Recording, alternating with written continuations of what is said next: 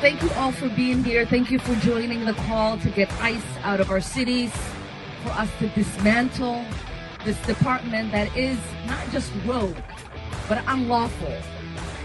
And yes, obviously, if Kristi Noem does not resign and the president doesn't fire her, Democrats are ready and willing to impeach her. Yeah, woo, yeah, impeach. They're these misogynist women, the destructive women. And that's Ilhan Omar. She's from Moga Stinkin' Dishu. And she is an arrogant, gun-toting revolutionary. Honestly, she's with one of the Mogadishu militias like her father was. And we've got Representative Delia C. Ramirez from Illinois, but she was born there, but she sounds like she was born in Guatemala, like her illegal alien parents, and she's dictating what the United States needs to do with right? And then we've got the judge, the Joe Biden judge, ruling against President Trump, right?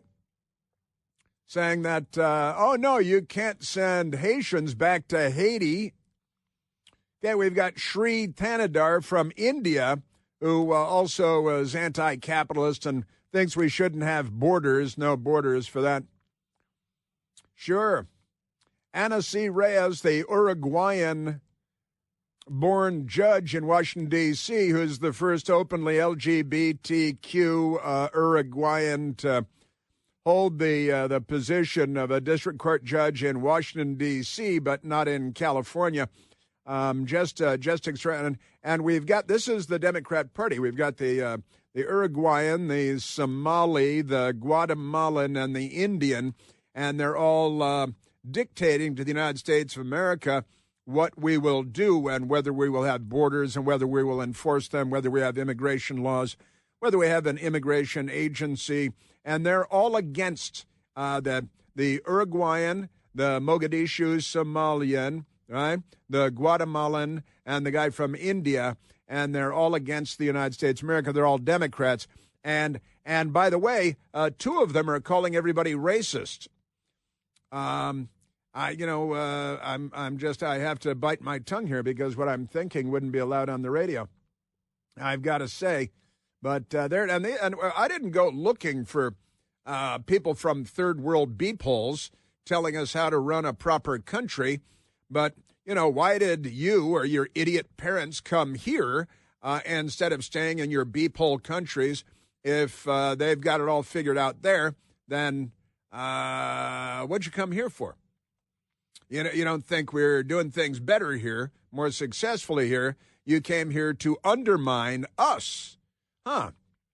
From India, from Guatemala, huh? From Uruguay. We've not been to Guatemala on vacation. And that's amazing. I spent weeks in India. We're not trying to become more like India, I don't think, with socialized medicine. Nobody says, hey, let's fly to India for health care because they've got government health care. It'll be so much better. That's the Democrat Party. Ana Cecilia Reyes, LGBTQ, and Guatemala. Isn't that great? Just wonderful. These people. And I love this. I had to look this up. The judge, Joe Biden judge, who's LGBTQ, Ana Cecilia Reyes, she went to Montevideo. She was born in Montevideo. That's where she came from.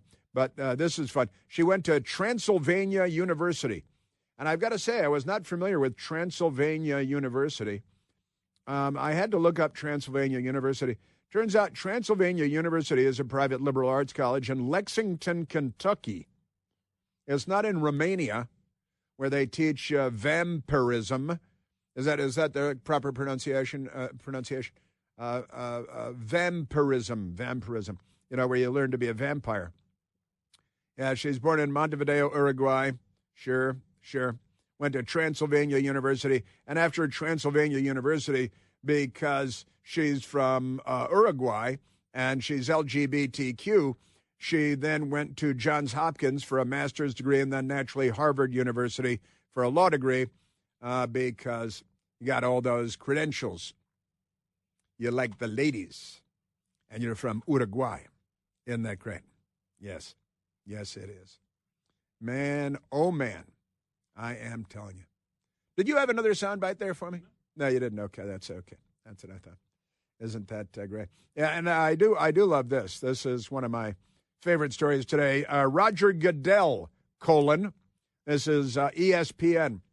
NFL, the National Football League, with the Super Bowl coming up this weekend, where they got Bad Bunny being the halftime act. You see, there's an alternative halftime show with Kid Rock and others that will not be carried in the middle of the Super Bowl, but you can turn the channel and go watch somebody else's a patriotic, pro-American halftime show. Yeah, that guy Bad Bunny on the Grammys the other night, very anti-American.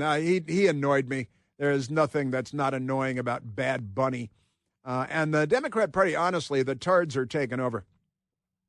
So the Roger Goodell story, NFL to reevaluate approach after one minority coach hired this cycle. When they say this cycle, we're not really sure what the cycle is. But one day after the NFL's coaching carousel, they've got a carousel, stopped, listen to this, with 10 head coach jobs being filled, but only one by a minority candidate. They got only one by a minority candidate. NFL Commissioner Roger Goodell said the league would take a closer look at the Rooney Rule and all that it encompasses to continue to make progress on diversity, because diversity is the most important thing in football. Because where would we be without diversity in football?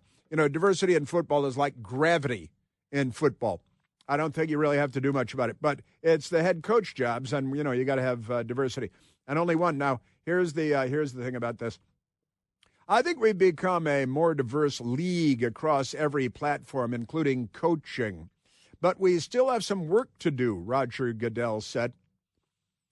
There's got to be more steps. We're reevaluating everything we're doing, including the accelerator program. It's the accelerator program, including every aspect of our policies in our program to meet the challenges of today and tomorrow rather than yesterday. What are the challenges of yesterday that you're not addressing here? We need to be looking at that and did we have those results this year? Now, here's the thing. Speaking on Monday, San Jose Convention Center, during the annual Super Bowl week news conference, Roger Goodell fielded 5 questions, either directly or tangentially related to the Rooney Rule, which was adopted in 2003 and requires every team with a head coaching coordinator or general manager opening to interview at least 2 minority candidates before it can make a hire. He got to have 2. We're doing interviews. We have to have 2 minority candidates. And how many white candidates do you have to have? Oh, you don't have to have any white candidates. You only have to have, because that's not racist. It's only racist if you must have white candidates. It's not racist if you must have minority candidates. Majority candidates, on the other hand, that's different. So teams must also interview at least 1 minority candidate for the position of quarterbacks coach. You got to have, because that's the thing. And then when you're hired, everybody says, you're just hired because required to hire a minority. Roger Goodell said Monday that every team was Rooney Rule compliant in the head coaching cycle, and that he believes, they put that in quotation marks, every team with a head coach opening exceeded the Rooney Rule this year by interviewing more than the requisite 2 minority candidates. See, here's the thing about that. And then, so they hired, 10 coaches were hired, but 9 of them were white, and 1 of them was not white. Where was he from, Michael? He's from Lebanon. He's from Lebanon. So is he lesbianese? Is he? Because that might. So wait a minute. They've got 9 white guys and 1 lesbian. Is that what they have?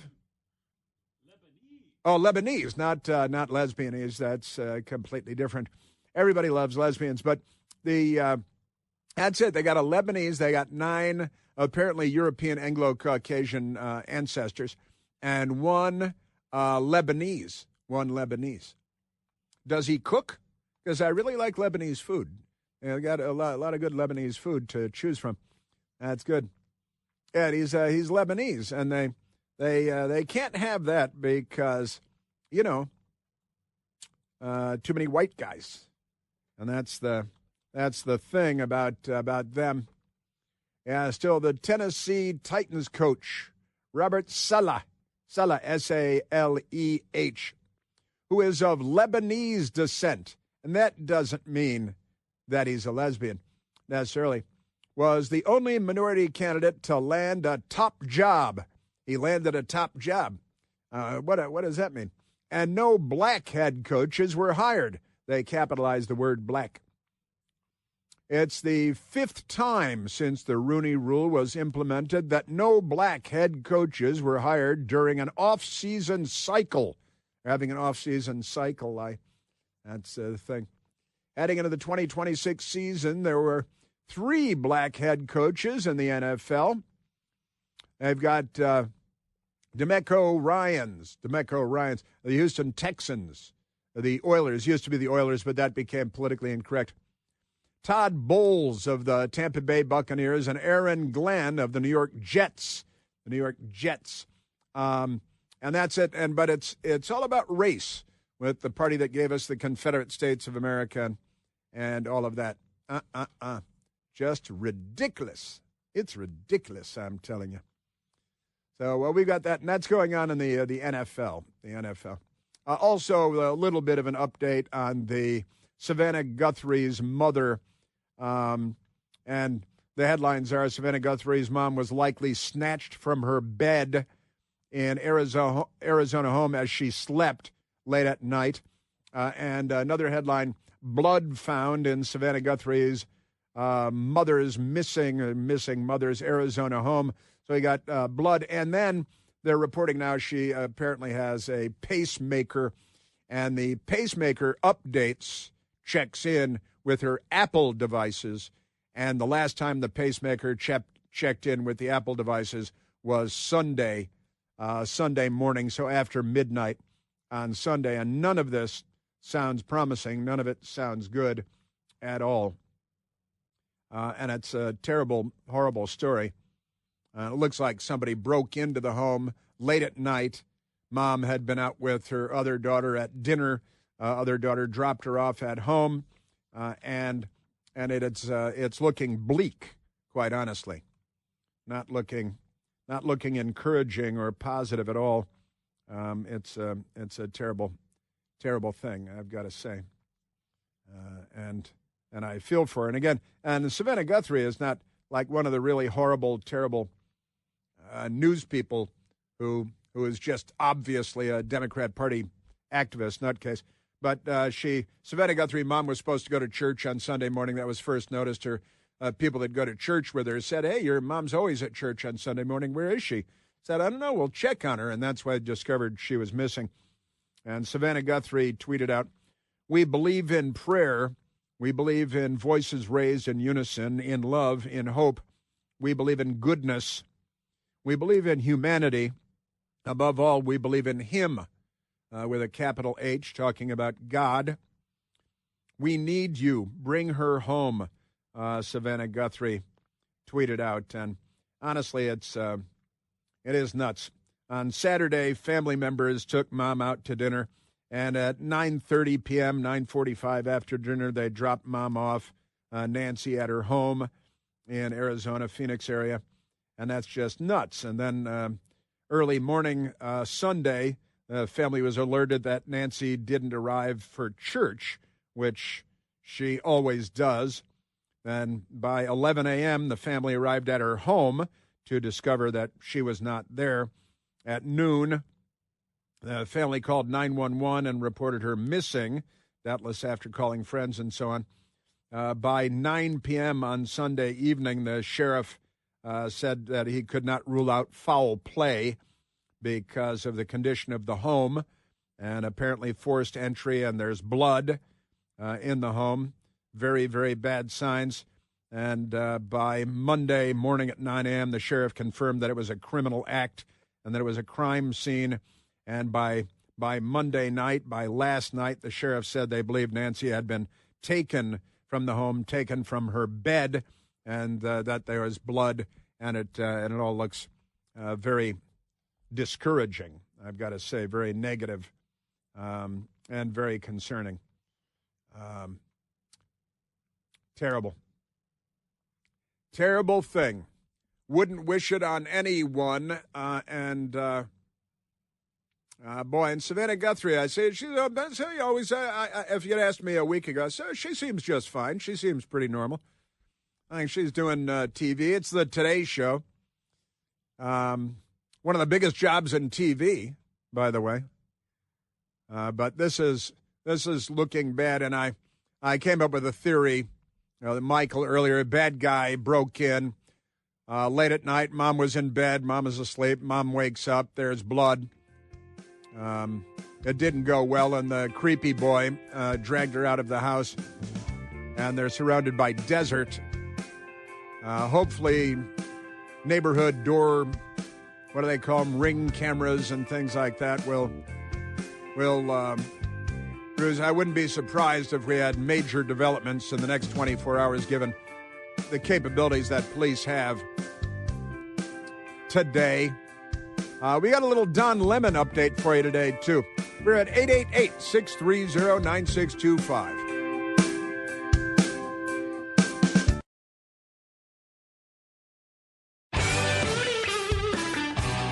The third worlding of America by the Democrat Party. It's the fundamental transformation of America that Barack Obama threatened. Let's look at the time.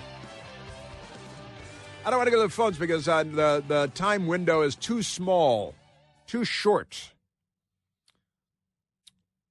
So let me just pause there for a second. But we were just notified that Nick Sandmann, remember Nick Sandmann from the Chief Cheekbones at the Lincoln Memorial and Covington Catholic School, great kid. And who is it? The radical hate the Jews, African. Yeah, the black Hebrew Israelites harassing him, and then the Chief Cheekbones, Nick Sandmann. And the Democrats vilified him, the media vilified him, and I think he should be worth about $400 million now if he's sued correctly. But he went to Transylvania University. Nick Sandmann. That's 2 Transylvania University contributions in one day. That's pretty good. It's in Lexington, Kentucky, not in Romania, where Vlad the Impaler lived, the original Dracula.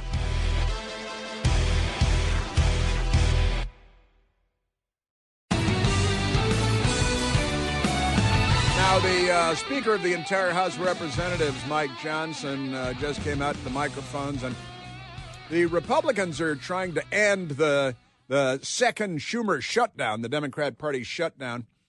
They love to shut down the government, and then they lie, and then the news media lies with them.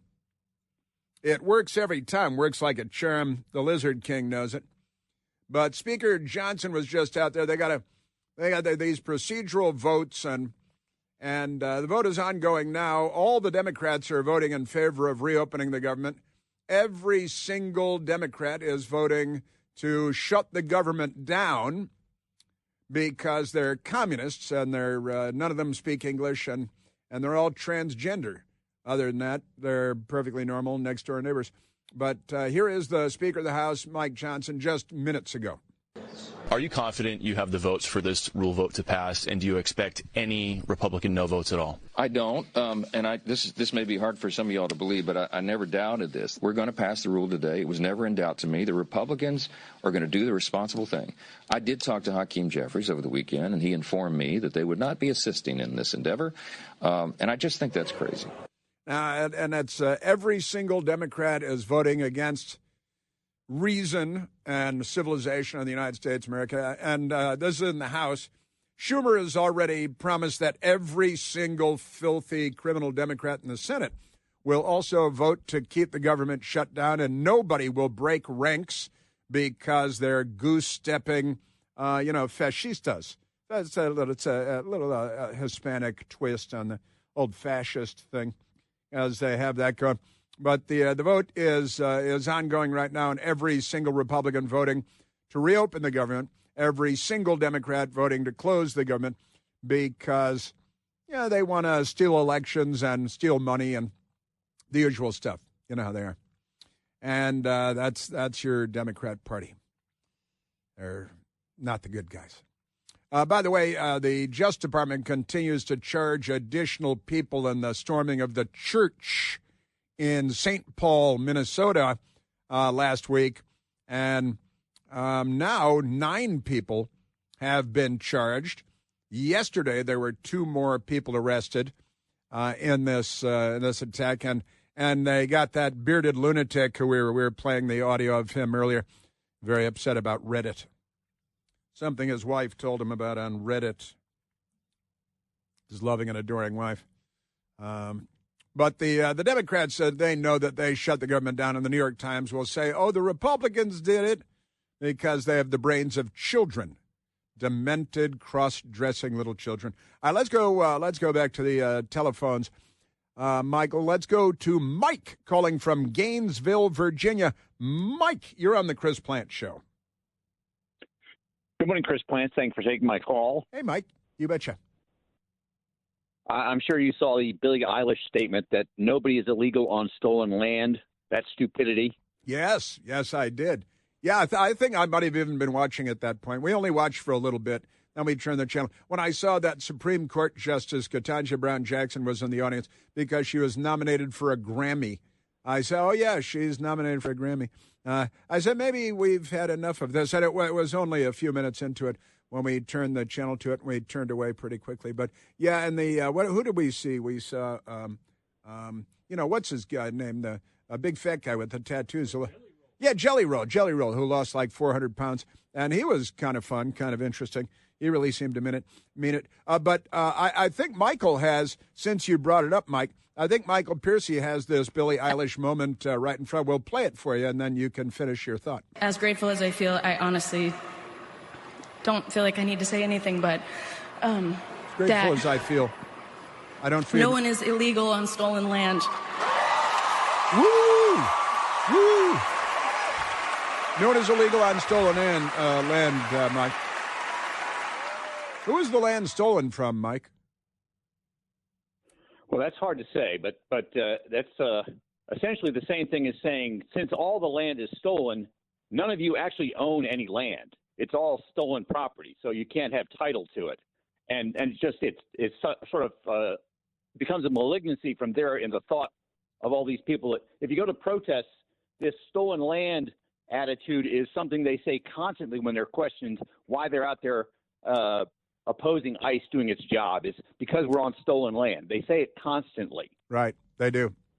Yeah, I've pointed out to them a couple of times in the past that the Democrats would prefer it if the Americas, North America and South America, had never been discovered. They say it wasn't discovered because the natives are already here. It was discovered by the Europeans, but because of Christopher Columbus, very brave man who fought the savages, and the Democrats, they hate progress is what they hate. But under the Democrat plan, Mike, let's just say North America for now, would just be like a wild animal park, right? And all the natives would be here. The Europeans brought horses to the Americas. There were no horses. Every Native American was on foot forever, walking around in, buckskin moccasins, but no horses to ride. So, and under the Democrat plan, it would just be a wild animal reserve. And it'd be like, the dinosaur movie, with all those things. It'd be a wild animal park.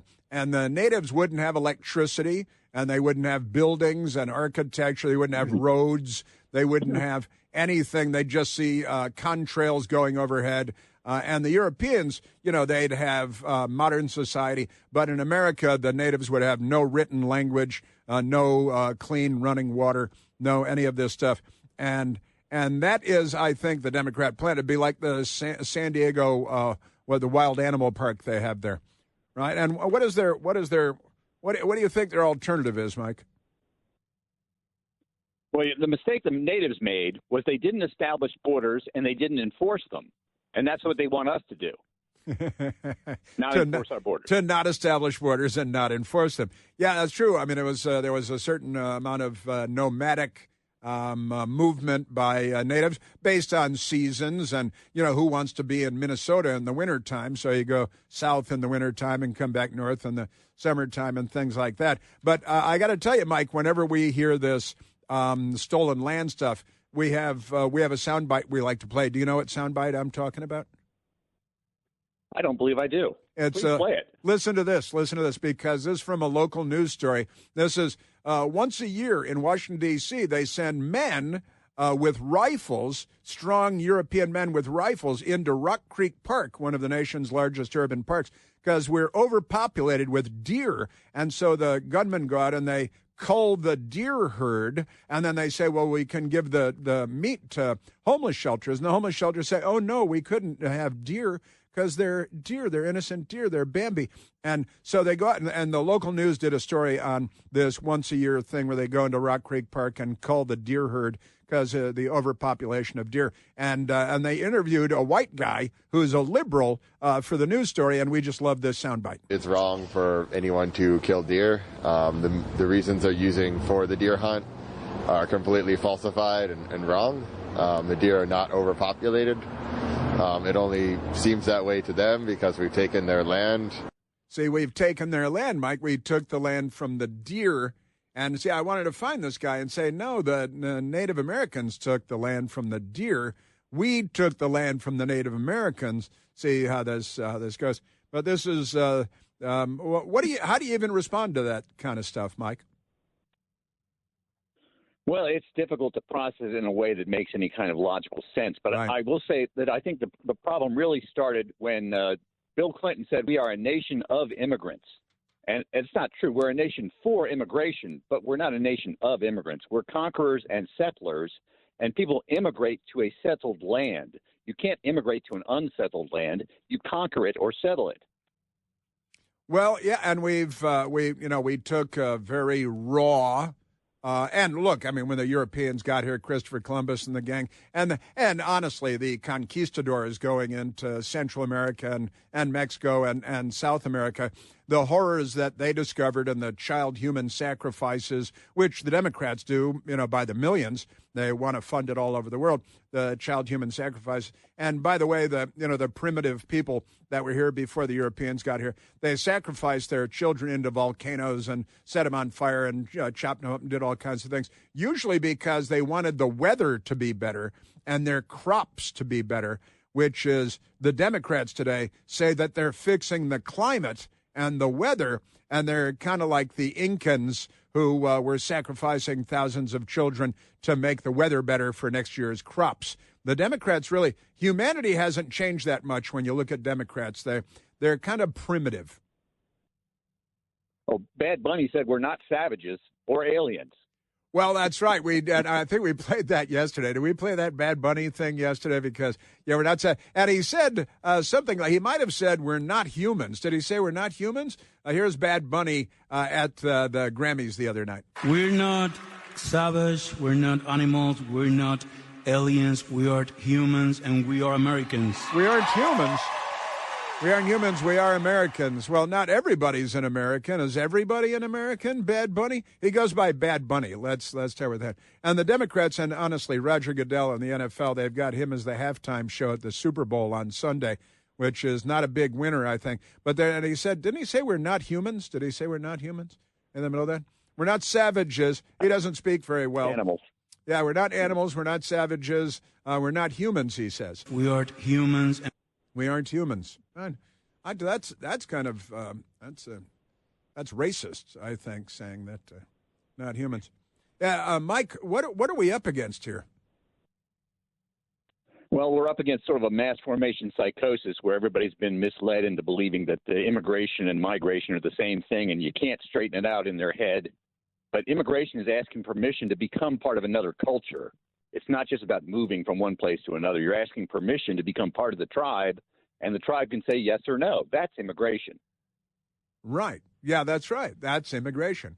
and it's a legal process, and it's not just a geographic process; it's a legal process, and the left just has no use for our laws, right? And forget our customs and our traditions. They're absolutely, they're anti-Christopher Columbus, and they say that he didn't discover anything. They use the words, but they don't know what they mean. And that the Europeans that came here weren't brave, gutsy. And by the way, they were centuries and centuries. They were 1,000 years ahead of American Indians when they thought they'd arrived in India, why they're called Indians. And they came to what is now the United States of America, the most prosperous, successful culture in the history of the world. And they said, hey, look, you got all these guys here. They don't have horses. They don't have shoes. They don't have architecture. They don't have a written language. They don't have texts.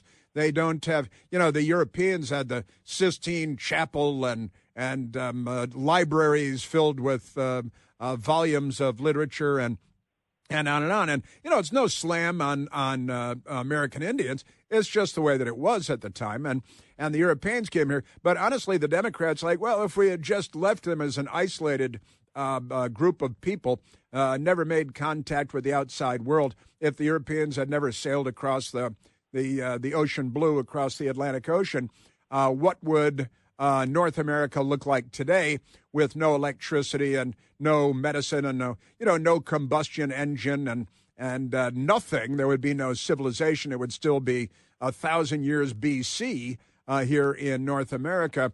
And the Democrats, I guess, think that would be better because they're so disdainful of themselves, of white Europeans and the descendants of white Anglo-Europeans. The Democrat Party is just mentally ill about everything. Well, if we hadn't conquered them, somebody else would have. The North American continent would have been settled by somebody with technological abilities. But, the left believes assimilation is a dirty word. Right. For them. Right.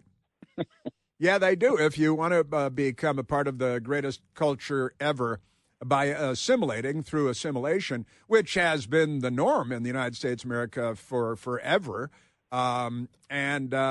Western European culture in 1492, when Columbus sailed the ocean blue, was just centuries ahead of everybody else around them. I mean, from the Russians to the Chinese, the Japanese were doing cool things, but a very different thing. And the cultures in what's now Latin America, South America, and Central America, again, the child sacrifices by the thousands and all that good stuff. And why we need to relitigate all this century after century, I just don't know. Well, they keep coming back. As I say, it's always the battle. It's always the fight. They never give up on their agenda. That's the thing. They just will never be squelched entirely, apparently. They're just devoted to trying to tear us down and wear us down. Yeah, that's right. Yeah, and they everything's an indictment of everyone. It's why it's the left driving all this. They reject Christendom and Christianity. They reject the Bible and biblical teachings. They reject the state of Israel. They reject. I love thinking about the Roman Empire every day because the Roman Empire did so much for civilization. And the Democrats reject Western civilization. They reject the Enlightenment. I've been talking for 15 to 20 years about how they reject the Enlightenment out of cultural and political evolution out of Western Europe in the 1700s, the 1800s, and the Democrats reject progress because they're authoritarian, they're fascist. I think it would be generous to say, but these are extraordinary times, Mike, and we're engaged in a cultural civil war for sure. And they keep calling for violence and for undoing the United States and capitalism and the Constitution and the rule of law. And they talk out of both sides of their mouths at the same time. It's the old Soviet playbook. And we're really kind of in the fight of our lives here, aren't we, Mike? We certainly are. Wasn't the Clinton Global Foundation, or weren't they supposed to do something about the Haitians?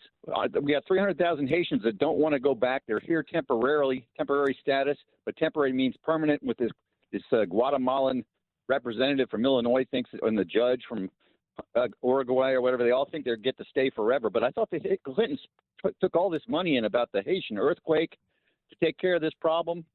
They did. Am I wrong about that? No, you're right about that. They fixed it. The Clintons fixed it. They made it all better. Oh, by the way, I mentioned it a long time ago, earlier today, but the Clintons have now allegedly agreed to go testify before Congress about their Jeffrey Epstein connections after being pressured to and forced to and told they're going to be charged with contempt of Congress and actually brought up. Now they're afraid of the Trump administration and the Trump Justice Department and what might actually happen to them because they're not in charge of everything right now, the Democrats. Yeah, these people are the third world. Wherever the left goes, Mike, they bring the third world with them. And the left is here now. They're in charge of the Democrat Party. And make no mistake, they are the real left. And the left kills, steals, and destroys. That's what the left does.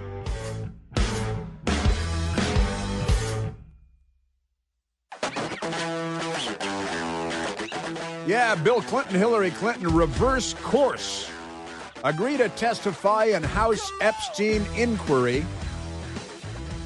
And, boy, they really don't want to.